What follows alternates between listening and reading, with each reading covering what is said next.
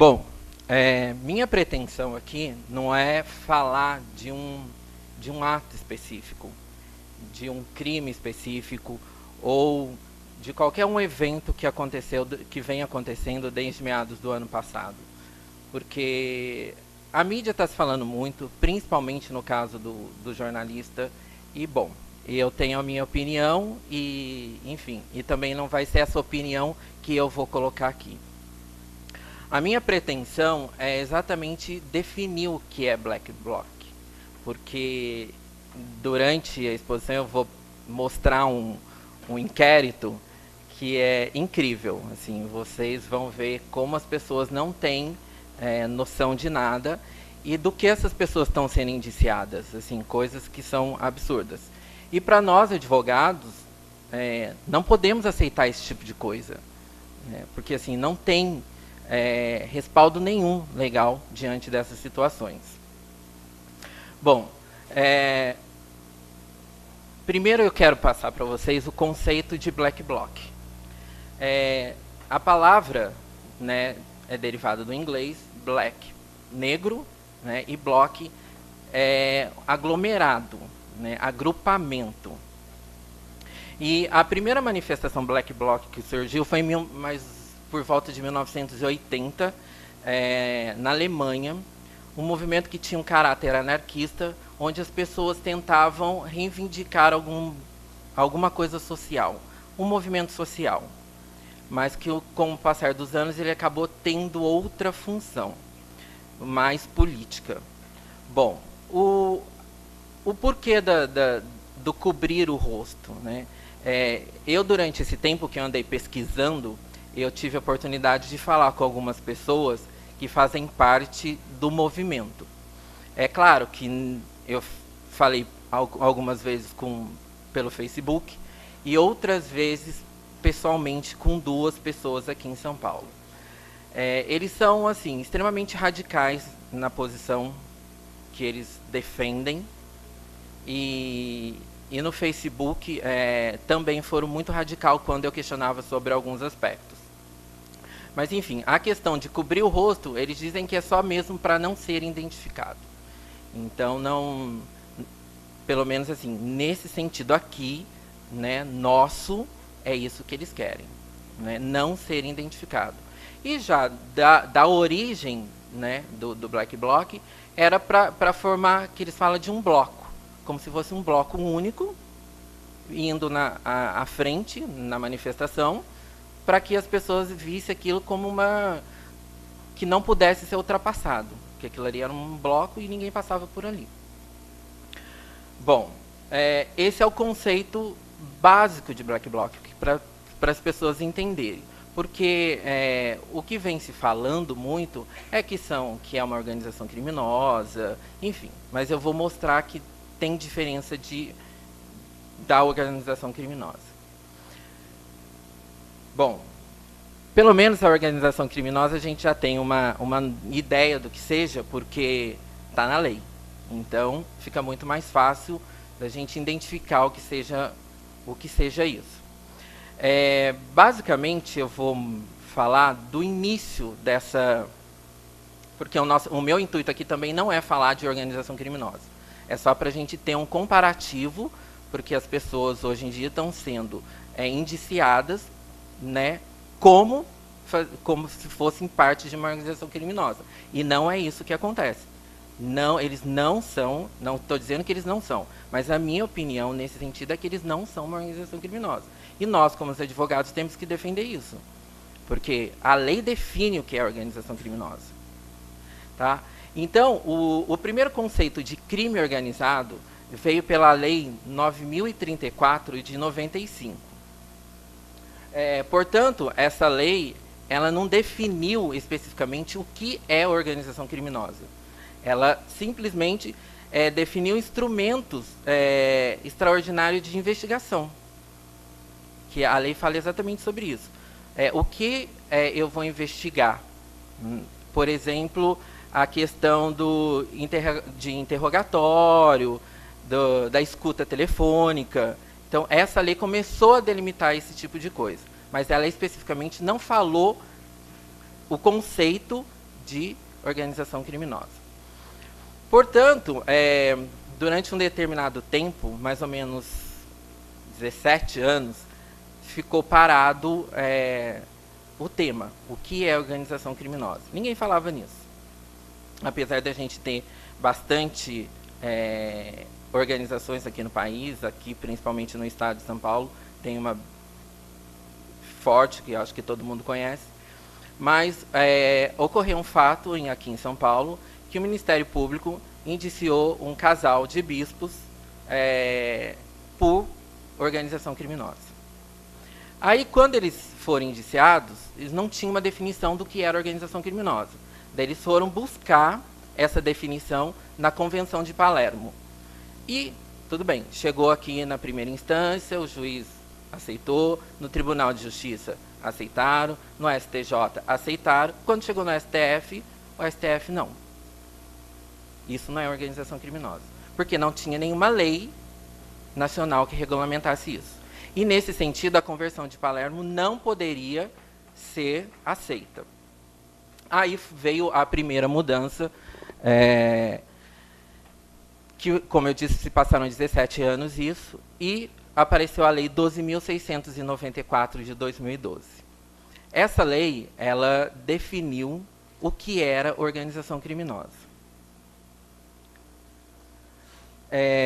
E a lei passou a vigorar, pelo menos durante um ano, até que veio a Lei 12.850 de 2013.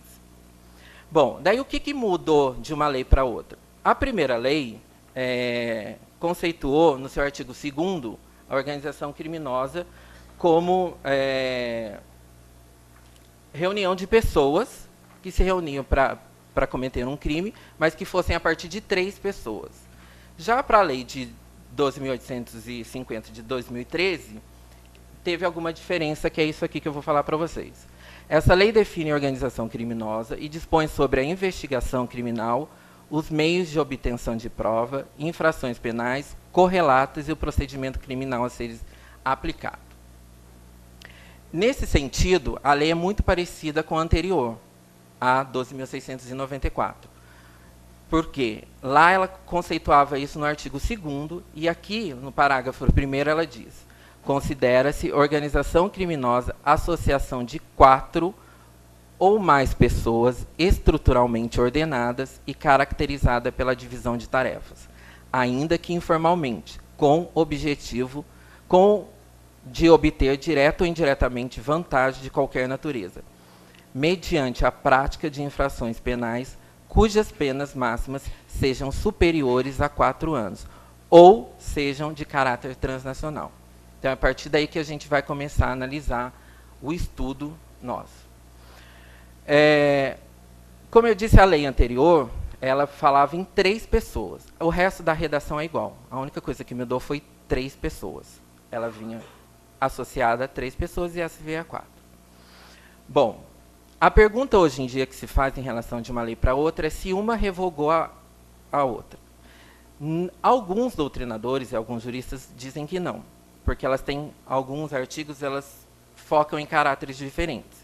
Apesar da 12.850 ter revogado a Lei 9.034. Ela expressamente revoga a Lei 9.034. Mas eu marquei essas palavras em vermelho e verde para a gente ver um pouquinho de cada uma. Quando ele fala estruturalmente ordenada, começa a primeira grande diferenciação do Black Bloc. Porque assim, eles não têm uma estrutura. Com todos eles que eu conversei, com todas as organizações do Rio, de São Paulo e aqueles que se denominam do Brasil, eles dizem que não tem uma estrutura organizada. Ou seja, já está fugindo de qualquer padrão que possa alguém ser indiciado por organização criminosa. Outra característica da organização criminosa é a caracterização pela divisão de tarefas. Ou seja,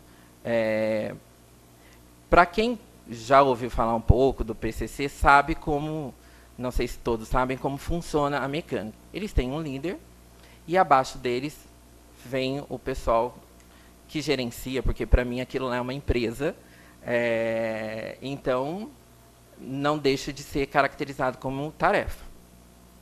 E outra coisa que os black blocs para eles não existe. Não tem essa de tarefa, você faz isso, você faz aquilo. Porque a comunicação entre eles é feita pelo Facebook. Qualquer um entra no Facebook e jogar lá black bloc vai achar. E eles se comunicam por ali. E eu questionei para uma das pessoas, mas quem que gerencia essa página? Quem que posta essas informações? Ele falou assim, não tem ninguém. Assim, daí você fala, como não tem ninguém? Não tem uma pessoa específica. Alguns deles têm a senha e eles vão movimentando aquilo ali. Ou seja, não tem uma cabeça que possa falar, eu sou o líder, eu faço isso, eu decido isso. Não existe isso. Né? E depois uma outra parte que eu coloquei em verde, que eu acho que é o mais importante desse artigo, que é o objetivo de obter direto ou indiretamente vantagem de qualquer natureza. Daí a gente se pergunta, qual vantagem que eles têm? Abaixar o preço da passagem? Mas eles estão obtendo uma vantagem direta ou indiretamente para eles, como numa organização criminosa, que tem o fruto do tráfico, do roubo? Não tem, não existe isso. E, por fim, o caráter transnacional, que visa passar as fronteiras. Quando se fala nessa lei em caráter transnacional, significa ter as mesmas características de outras organizações criminosas que atuam no mundo. Não que eles não tenham, porque eles nasceram de uma outra ideia vinda da Alemanha, mas que pouco se difunde hoje no resto do mundo. Aqui que está ganhando uma posição muito forte em função da Copa do Mundo e enfim, de caráter social, como o caso das passagens de ônibus aqui em São Paulo. Então, nesse sentido, a gente já pode falar que a lei não tem, nesse caso, nada com Black Bloc. Então, não tem como comparar uma organização criminosa com Black Bloc. Não, eu quero deixar claro que eu também não defendo eles. Para mim, o que eles fazem são totalmente errado. Mas, como advogado, a gente já tem que ter isso claro, que isso não pode acontecer. Quando vocês tiverem um cliente e vê lá que eles foram indiciados no artigo 1º dessa lei, que isso já está ilegal. Agora, as diferenças de um para outro, a gente já começou a pautar, que é essa estrutura. Um vive de uma estrutura que tem um líder, no caso, vamos colocar o PCC, eles têm um líder, e para abaixo deles vem uma série de pessoas que são comandadas, que têm funções específicas. Eles têm uma própria cartilha, onde eles definem o que eles podem, o que eles não podem fazer. E uma sistemática de pirâmide, realmente, né, de piramidal de ordem, e de comando. E é tudo centralizado numa única pessoa. Já os Black Blocs não têm esse tipo de coisa. Então, essa é a primeira grande diferença. Eles alegam que eles não têm líder, que não fazem parte de nenhum partido político. Foi uma das coisas que eu também questionei muito, né? E, enfim, eles não negam veementemente. E, como eu já disse, todos os encontros são marcados pelas redes sociais. Bom, agora eu vou falar realmente do que interessa para nós aqui, essa aplicabilidade da lei penal nos casos que envolvem os Black Blocs. Primeiro, eu quero mostrar para vocês como deu origem a questão do Black Bloc dentro do contexto jurídico que está acontecendo aqui no estado de São Paulo, o chamado inquérito Black Bloc. Em meados do ano passado, a gente viu essas manifestações todas, e numa dessas manifestações, um casal foi preso no centro, na Avenida São João. E, a partir desse casal, começaram as investigações que ainda acontecem. Hoje, até o dia que eu fiz a minha pesquisa, mais de 300 pessoas já tinham sido ouvidas. e algumas delas indiciadas nesse inquérito Black Bloc. É assim que chama no DEIC. Exatamente esse o termo. E esse boletim de ocorrência, a história é mais ou menos assim. O casal estava lá na manifestação, foram pegos, junto lá com as outras pessoas, que foram 74 ou 75 pessoas presas nesse mesmo dia. E a partir daí veio toda essa problemática. No boletim de ocorrência, vocês podem ver, o primeiro grande fato, grande novidade que a gente viu, é sobre a Lei 7.170 de 83, que eles foram enquadrados no artigo 15 desta lei, que é a Lei de Segurança Nacional. Eu vou ler mais para frente o que fala o artigo 15 para vocês terem ideia do que é. Enfim, dano qualificado, incitação ao crime, associação criminosa, danos ao meio ambiente, o Estatuto de Desarmamento. Esses foram algumas dos artigos que está no boletim de ocorrência. Aí, quando eles foram pegos, na mochila do rapaz tinha uma máquina fotográfica,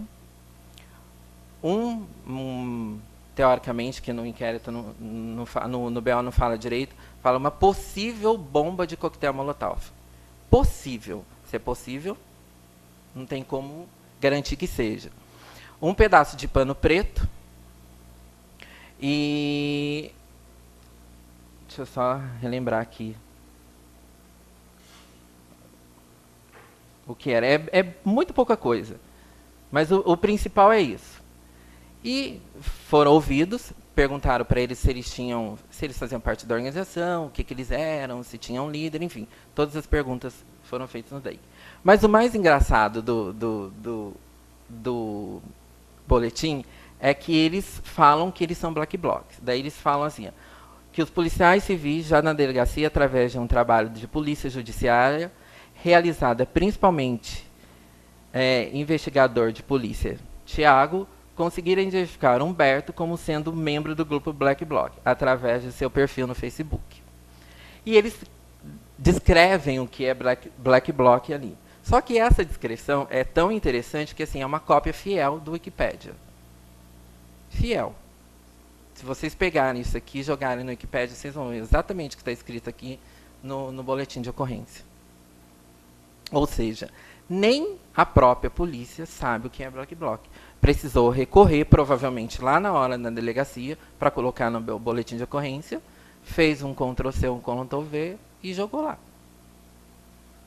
Isso é para vocês terem noção de como é a situação até hoje. Enfim, a partir daí, começaram-se as investigações. Hoje em dia, como já disse, mais de 300 pessoas já foram ouvidas. Eu consegui aqui, né, uma intimação que é de fevereiro de 2014, né, para mais pessoas serem ouvidas, né? Olha lá, para ele comparecer em 28/2/2014, ou seja, esse inquérito está correndo ainda. Enfim, e a polícia faz as suas próprias considerações, coloca o que quiser e a gente aceita e está tudo bem. Só que não dá para ser assim, né? Nós não podemos deixar que isso acontecer. Voltando então aqui para o tema. A primeira coisa que eu acho importante a gente falar, e que o Dr. Everton já falou, é assim, até que parte o nosso direito, que nós temos o direito de manifestar, é uma garantia constitucional.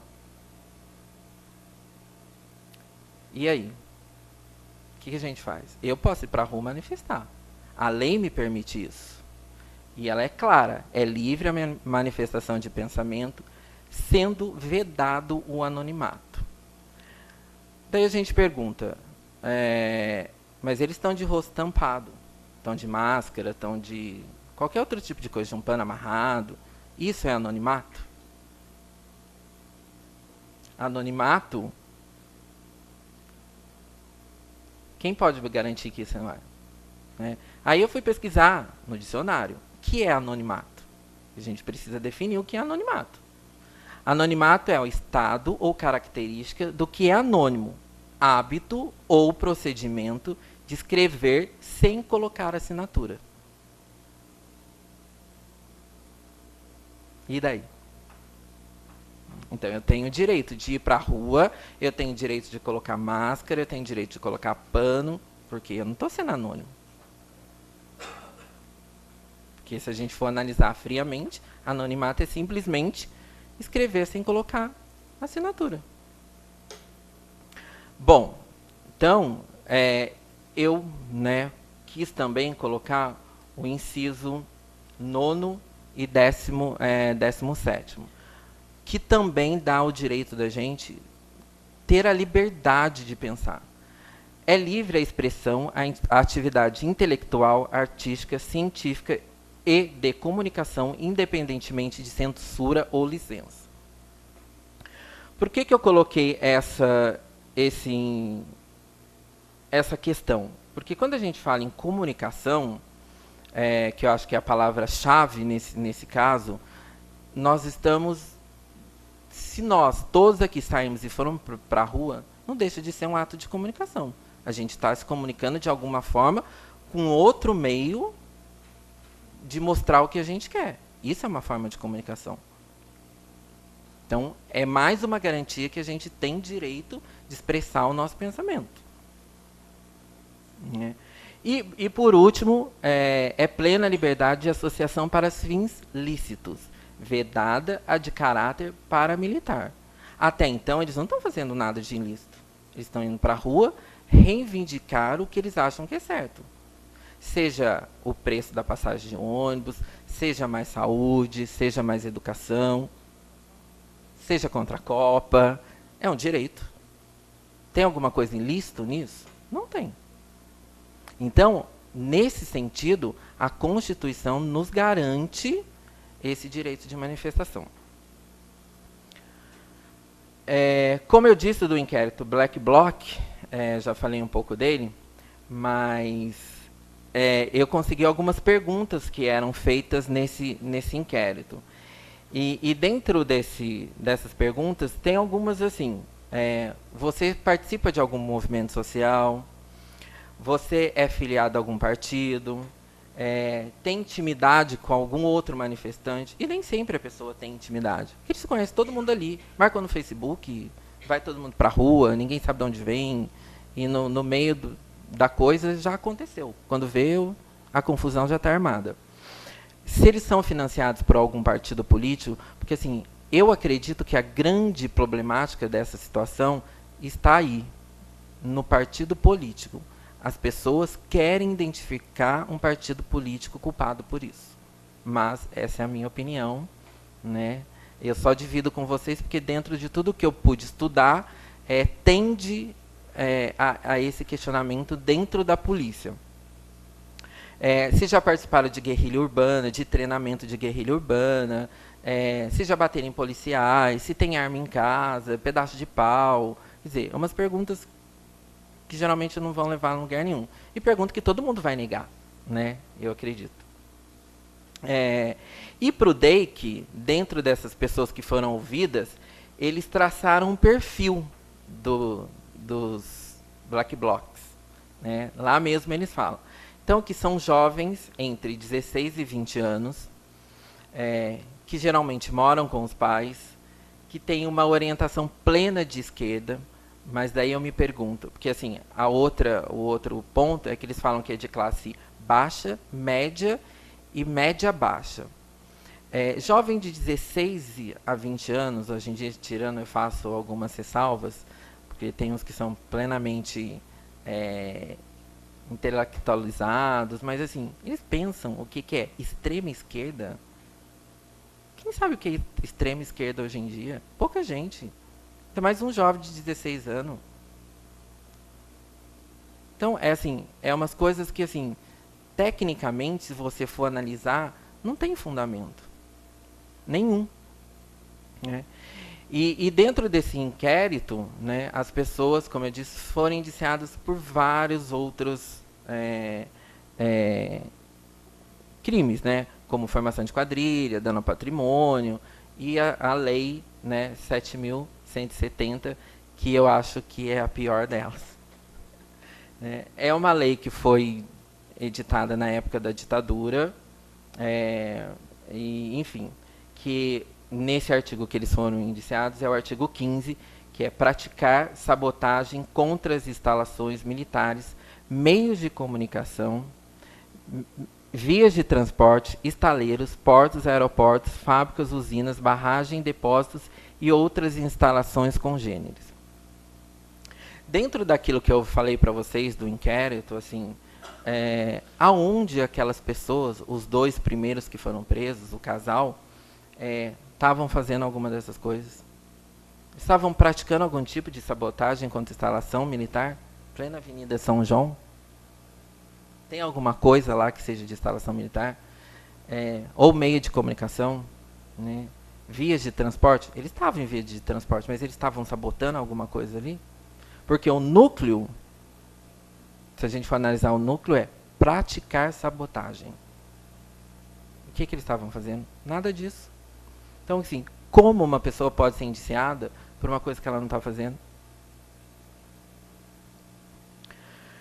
Outro caso, o dano,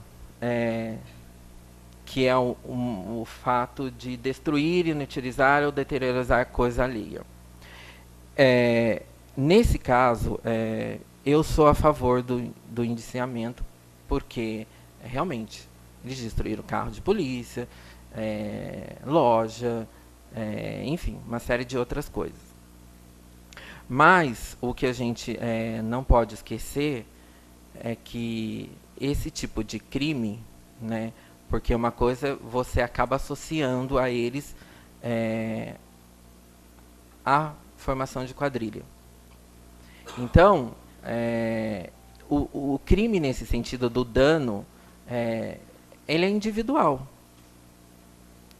Eu fui lá, quebrei uma porta. A Thaís foi lá e destruiu o carro da polícia. Então não tem como generalizar e colocar todo mundo no mesmo pacote. Eu não quebrei o carro da polícia, mas eu tô lá. Eu não passei nem perto, mas no inquérito eu tô lá. E a mesma coisa, ela não passou perto da porta de vidro que eu quebrei da loja, mas ela tá lá, no meio. Então ela vai no pacote. Então é isso que a gente não pode deixar que aconteça. Né? E tem que brigar em alguns casos por isso. Ali no caso daí tem a detenção de 1 a 6 meses de multa, e eu coloquei o inciso 2, porque é com emprego de substância inflamável ou explosiva. É o que eles realmente vão ser indiciados, porque eles usam coquetel, então eles acreditam que isso, né, possa aumentar a pena no final do inquérito e no final do processo. Já nos crimes contra a paz pública, incitar publicamente a prática de crime, detenção de 3 a 6 meses ou multa. Bom, essa questão também está gerando polêmica, porque ninguém vai para a rua, eles não vão para a rua incitar crime, eles vão para manifestar. E a gente sabe que existe, nesse sentido, a doutrina ela coloca 2 formas de incitação a crime, a direta e a indireta. A direta, ela pauta assim, instigar publicamente. Eu ir lá na rua e falar, gente, vamos quebrar tudo aqui, vamos matar, vamos roubar. Isso é a forma direta. E a indireta é você fazer apologia diante a um ato ou um autor. Essa é a forma indireta da incitação ao crime. O que é também o que eles não falam. Porque a incitação, a apologia, desculpa, ela está ligada a um fato passado. Né? Um fato que já ocorreu. Então, não tem como eu fazer apologia a uma coisa que está acontecendo ou que vai acontecer. Né? Não tem como. Então, nesse sentido, não tem como também a gente colocar esse artigo, né, na questão das qualificações que estão dando a eles. Já aqui, no caso da quadrilha, que acho que é também um dos maiores problemas, que é onde falam em associar 3 pessoas em quadrilha ou bando para a fim de cometer crimes. Como que eu... nesse sentido, como que assim, eu marquei com vocês de irmos agora para Paulista, a gente vai todos de rosto pintado, enfim, de máscara, para a gente manifestar contra o aumento do IPTU. Não conhecia vocês, não vi ninguém, marcamos aqui agora e fomos. Cheguei lá, começa o quebra-quebra, a gente quebra tudo, enfim. Daí dá para cada um de nós todos os outros crimes que já tem, o dano, enfim, e a formação de quadrilha. O artigo 288 diz que associaram-se mais de 3 pessoas em quadrilha, bando, para fim de cometer crimes. Eu chamei vocês para cometer algum crime? Eu acredito que não. Chamei vocês para nós irmos manifestar sobre o aumento do IPTU. É a mesma coisa. Eles estavam lá manifestando sobre a questão do aumento da passagem de ônibus, sobre a Copa do Mundo. Então não tem como falar em quadrilha. Não existe quadrilha. A pena é de 3 a 6 anos e aplica-se o dobro se a quadrilha em bando é armado. Então, nesse sentido, eu gostaria de ressaltar que no crime de quadrilha, o vínculo tem que ter uma associação. A gente tem que estar, de algum modo, conectado. Porque senão não dá esse tipo de crime. O elemento associar deverá ter um intuito de cometer o crime. E ninguém, nesse sentido, tem o intuito de cometer o crime. E ele tem que ter uma certa estabilidade. O crime tem que ter continuidade, mesmo depois que eu for preso. Ou qualquer um de nós, vamos supor. Então, essa possibilidade ela tem que se pendurar para configurar o crime de quadrilha.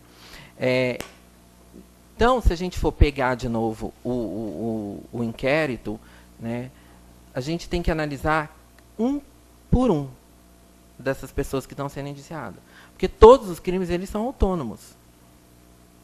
Todos eles são autônomos. Não tem jeito de colocar tudo no pacote e falar, vamos fechar, vamos indiciar todo mundo por isso, isso, isso, e acabou. E não é assim que funciona.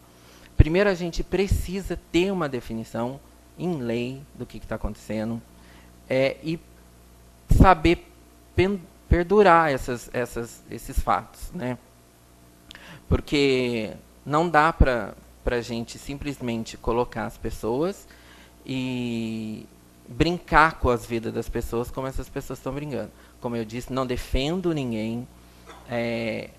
Acho que o que fazem de quebrar, enfim, de todos os outros crimes que são cometidos é erradíssimo, mas a gente precisa começar a ponderar esse tipo de coisa.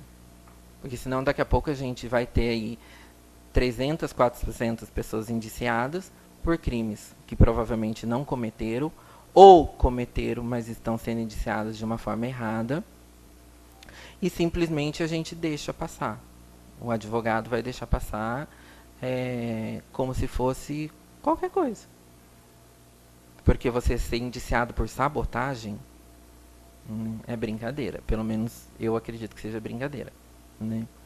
Mas é isso que vem acontecendo dentro desse panorama nosso. E eu acredito que daqui para frente, acho que mais perto da Copa do Mundo, pelo que eu vi com eles, e pelo que eu conversei, eles não vão deixar quieto mais perto da Copa. Então, a tendência... A gente teve uma manifestação a semana passada, mas foi super tranquila. Tinha mais policiais do que até próprios manifestantes. Então, eu acredito que, assim, por enquanto, tá tudo calmo, mas a gente não sabe o que vai acontecer nos próximos meses até a Copa do Mundo.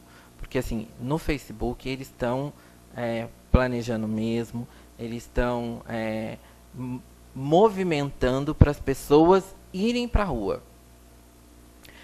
Então, a gente tem que ficar atento a esses detalhes. Bom, e para concluir, a gente acaba acreditando em qualquer coisa, né? Como você pega um boletim de ocorrência desse, tudo que você lê lá, você acredita e, enfim, aquela ali é a verdade absoluta. E não é assim. E hoje em dia o judiciário está passando por isso. Não só nesse sentido, mas em outros que a gente acaba vendo por aí. Então a gente não sabe se é verdade ou não. Você pega da Wikipédia, coloca lá e aquilo ali passa a ser uma verdade. Sim, hoje em dia a gente não tem mais condições ou tempo de estudar alguma coisa. A gente joga no Google, abre a Wikipédia, vem e daí. Aquilo ali é verdade? Quem diz? A gente não sabe nem quem postou aquilo ali. Então a gente está muito acostumado a fazer isso hoje em dia. E a gente, como operadores do direito, a gente tem que parar com isso. A gente tem que investigar. A gente tem que ir na fonte. Tem que saber de onde vem. Né? Eu, por exemplo, assim, eu até algum tempo atrás, eu acho que muita gente, falando em verdade, só para fazer um parâmetro, todo mundo acredita que a estrutura uma coisa que eu acho que aqui todo mundo já conhece, que a gente estuda no primeiro ano de faculdade, que a estrutura hierárquica das normas, se eu perguntar aqui para grande maioria, vocês vão me responder o quê? Que é de Kelsen. É verdade ou não é? O que vocês aprenderam na faculdade? Que é Kelsen, não foi? E não é. E a gente acredita piamente que é. Então, é por isso que eu falo. A gente já começa a aprender errado. Né? E a faculdade ensina errado até hoje. E a gente acredita que aquilo ali é uma verdade absoluta. E não é. Porque Kelsen, na verdade, a estrutura, né, se alguém aqui não sabe, ou é uma descoberta que para mim eu descobri há muito pouco tempo atrás, ela é de Melkin, e o Kelsen foi um discípulo dele. Então, e a gente pegou esse vício e vem estudando isso até hoje. Né? E a gente acredita que seja uma verdade absoluta. Bom, isso só foi para fazer um paralelo do que está acontecendo, que a gente acredita naquilo que a gente vê ali no papel e ponto final. E nesse sentido que nós precisamos assim aprender, como eu já disse, a procurar a fonte, a estudar. E hoje o direito ele muda assim muito rápido. Assim, quem que ouvia falar em Black Bloc há 1 ano e meio atrás? Ninguém. Hoje em dia está aí, está acontecendo um monte de fato. Então, assim, a gente precisa olhar o direito como uma tendência do que está acontecendo no momento e do que vai vir acontecer no futuro. Porque senão, assim, a gente vai acabar ficando parado no tempo e parado no sentido de que, assim, um cliente nos procure e a gente não sabe o que fazer. Não tem como defender a pessoa. Porque a gente está obsoleto. Né? Então, é isso que a gente precisa fixar no futuro. Né? Porque a gente está parado lá no Código Penal de 40, e, enfim, e daí? Aquilo ali já era. Hoje em dia, muita coisa que está ali não serve mais para nada. Então, é isso que eu quero que a gente possa... que eu possa passar para vocês esse pouquinho dessa pesquisa e desse conhecimento para a gente pensar nisso, em evoluir, né, como pensadores do direito. Né? Porque se a gente tiver um pouquinho de conhecimento, a gente já vai estar em vantagem com muitos advogados. Muito. Né? E também não esquecer que essas manifestações, elas sim, estão em tendência crescente. Espero que depois da Copa do Mundo dê uma assentada e que não venha acontecer tantas, né, barbaridades como a gente viu nesse inquérito e outros demais que estão por aí. E que seja realmente passageiro, né? Porque senão cada dia a gente vai ter mais problemas por aí. E que isso não venha a se tornar um problema político, porque assim, a polícia está procurando isso. Eles querem um culpado político. Então, a gente precisa ter uma consciência dessa situação. E essas manifestações nada mais do que a estrutura que a gente está vivendo hoje no país. Os problemas que nós vivemos no país. Então, não tem como a gente fechar os olhos para isso. Então, vocês que trabalham, que gostam do direito penal, quando pegar um caso, tente buscar um pouquinho do que está na lei, interpretar a lei. Porque se a gente não parar para analisar palavra por palavra, a gente deixa correr e vai. E vai. E é a vida da pessoa que está em jogo. Que a gente está aqui. A gente consegue ir e vir. E a pessoa? Né? Então, é isso que eu queria deixar para vocês. E que os crimes, né, no meu modo de ver, eles são específicos. Eles são... aquele que comete, ele tem que ser penalizado pelo aquilo que ele cometeu. Nada mais do que isso.